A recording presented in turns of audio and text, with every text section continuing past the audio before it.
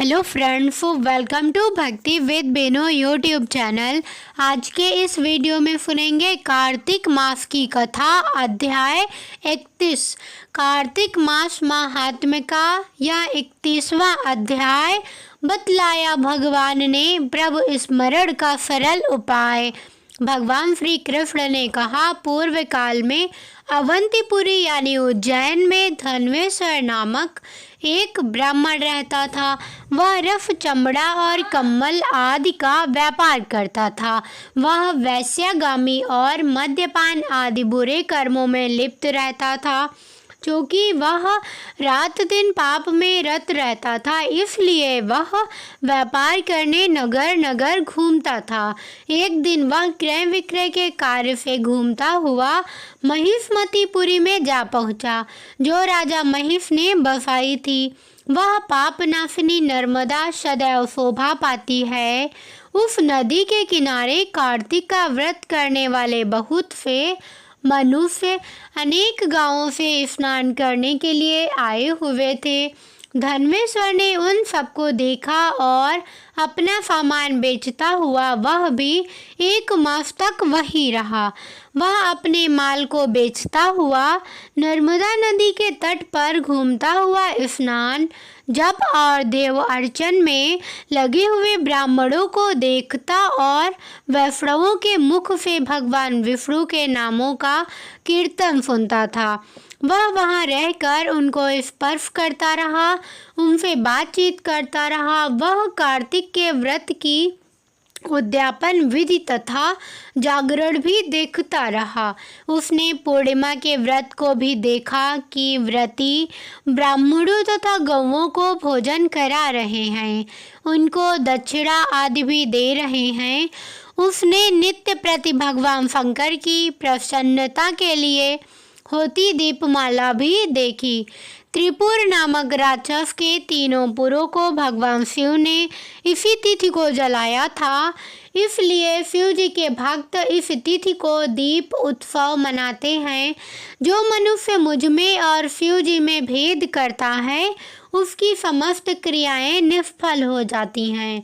इस प्रकार नर्मदा तट पर रहते हुए जब उसको 1 माह व्यतीत हो गया, तो एक दिन अचानक उसे किसी काले सांप ने डस लिया। इससे वह विवल होकर वह भूमि पर गिर पड़ा।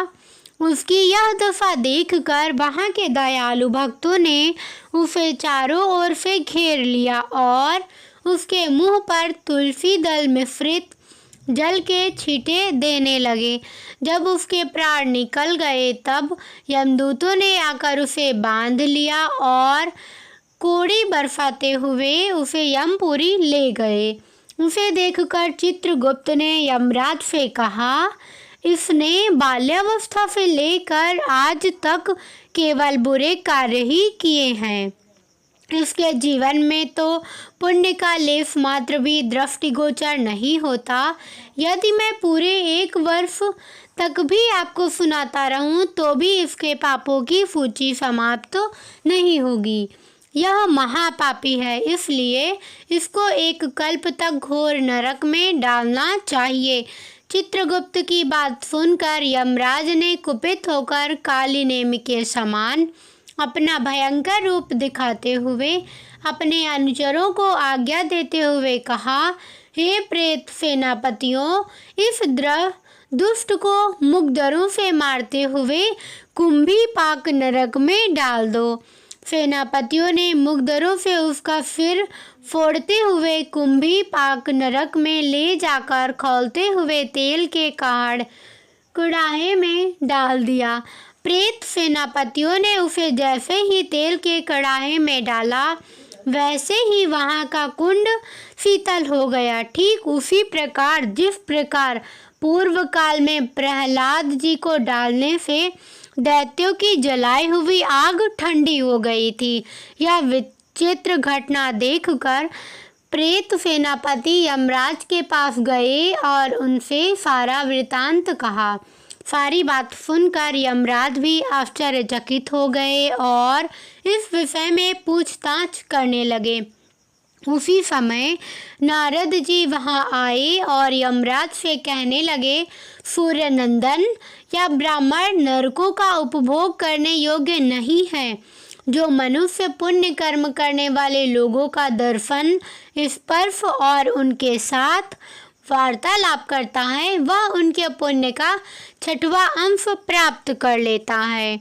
यह धर्मेश्वर तो 1 मास तक श्री हरि के कार्तिक व्रत का अनुष्ठान करने वाले असंख्य मनुष्यों के संपर्क में रहा है, अतः यह उन सबके पुण्यांश का भागी हुआ है। इसको अनिच्छा से पुण्य प्राप्त हुआ है, इसलिए यह यक्ष की योनि में रहे और पाप भोग के रूप में सब नरक का दर्शन मात्र करके ही यम यातना से मुक्त हो जाए।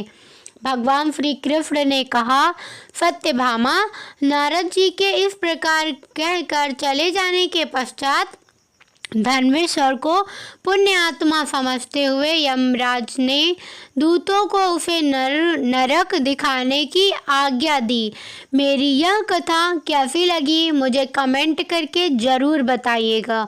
लाइक करना, शेयर करना और सब्सक्राइब करना बिल्कुल मत भूलिएगा। धन्यवाद।